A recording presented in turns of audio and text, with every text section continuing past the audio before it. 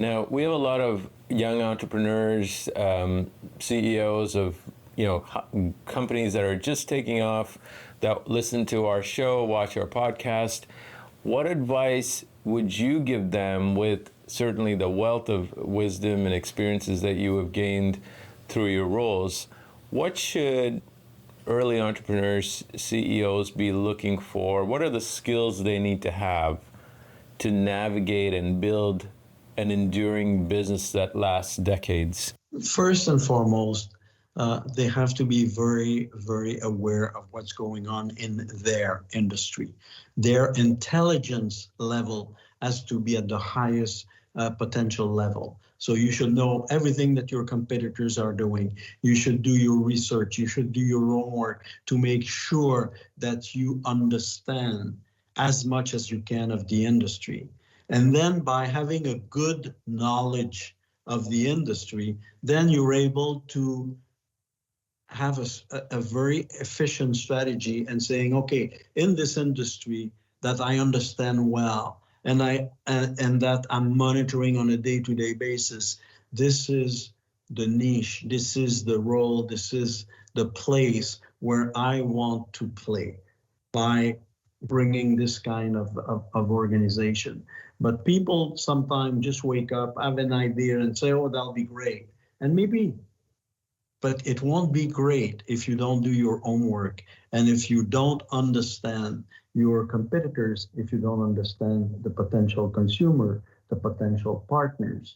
So first and foremost, do your homework before you dive.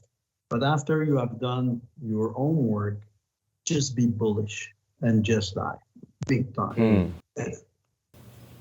What's the difference, if you were to reflect on what's the difference between a good company and what you would define as a great company, which I would define Cirque du Soleil is clearly a great company because it's kind of stood the test of time.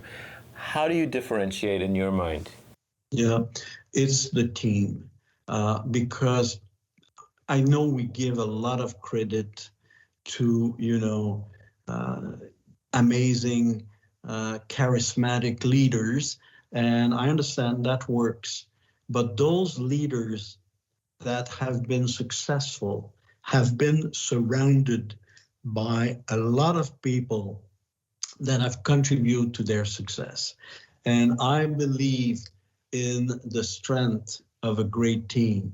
And I believe when a team, embrace the same objectives and help each other to achieve the common objective, I think that's where you can see a company succeed and another company fail by having people that are having only big egos and no insight, no relationship, no great team spirit.